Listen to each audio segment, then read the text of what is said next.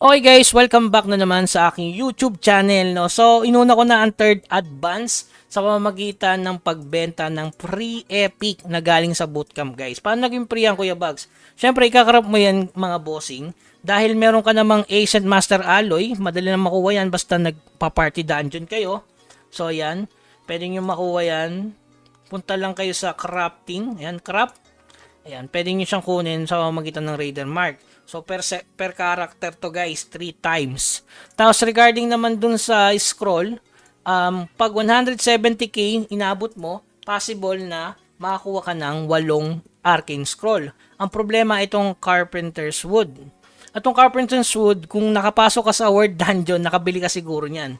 Kasi ako, nakapasok naman ako sa top, doon sa World Dungeon dito, tapos nakapag-farm tayo, plus yung sa event nung nakaraan. Okay, kung napanood nyo yung natin, content or live, eto, sabi ko, kumuha kayo dito ng materials kung hindi kayo nakapasok sa World Dungeon.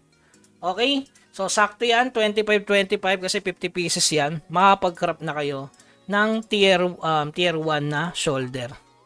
Okay, ito yung pinakamabilis para magka-diamond. So, yun, nagdagdag lang ako ng 36 kanina sa live. Bumili tayo ng 36 more yun kasi nga may 200 nung nakaraan. Ayan.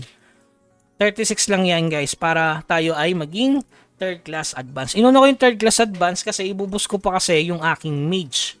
No, ayan. Kasi 60% na to, meron pa tayong 6 days para magpa-level dito sa bootcamp at pwede na kayong mag-server transfer. Ayan, punta kayo dito. Select nyo lang yung gusto nyong server tapos i-check nyo kung okay ba yan. Ayan, no? Meron pang unclaimed, 14 items available for settlement. So, check nyo lang to guys. Ayan, no? Okay? So, i-check nyo yung isa yan. Pag okay na, i-confirm nyo na yan, guys. So, ano ba yung disadvantage kapag hindi ka agad tumalon? Possible na mapuno yung server na pwede mong talunan. Pangalawa, yung advantage naman, syempre, meron kang XP boost. Pwede pang lumevel to hanggang 56 or 57 sa loob ng 6 na araw pa. Kasi nga, May 27, ano ba yung May 27? Tuesday yun, di ba? So, meron pa yung Monday. Bago mag-Tuesday, dapat makatalon na kayo unless ma-random transfer ka. Kuya Bugs, paano kung 54 pababa? So, wala tayong magagawa, guys. Mara-random transfer kayo. Okay, so ano ba yung mahalagang event ngayon? Siyempre, tapusin nyo yung one word. Yung dito. Yung tatapusin nyo, ito, yung A-Word United as One Legendary Challenge Mission 1. So, papatay kayo sa Old Dungeon na 5,000, tapos 5,000 sa Battlefront. So, makakuha kayo dyan ng ito, yung mga ticket na para ma-unlock nyo yung 6 na chest. So, unang-una dyan, itong Season Pass, i-unlock nyo lang, yan, activate nyo lang. So, makakuha kayo ng isa ditong United, ayan. Lucky chest, napakalaga nyan guys. 3 yan dito. So, pag naka-open mo na yan, syempre dito sa mission completion, meron din 3. Yung naka-lock, yun, naka-open na.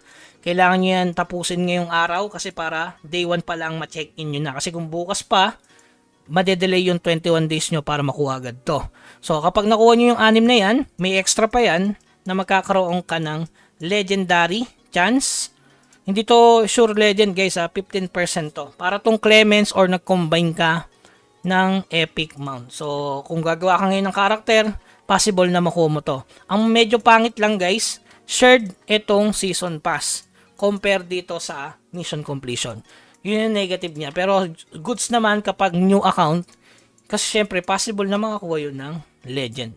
Sa daily login lang. Tatapusin mo lang yung 3 tapos daily logins ka lang. Matatapos mo yan nang hindi ka masyadong pagod. Okay?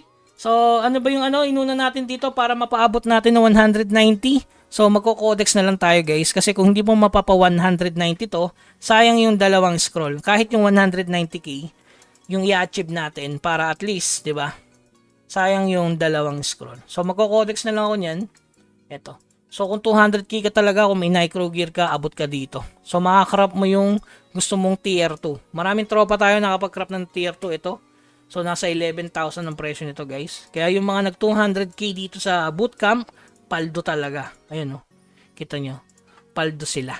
Tayo hindi. Kasi nga, medyo minalas tayo. Hindi tayo nakakuha ng legend. Kahit ganito na yung item natin, inabot lang natin is 188.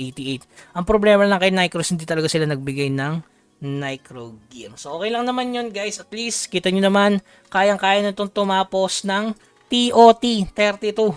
Diba? 2 level na lang, magkaka-pre-epic na to para sa accessory guys. Wala pang accessory yan. Diba? So, para magiging main na to, second main character ko na to, pati yung aking mage. Kaya malapit na to guys.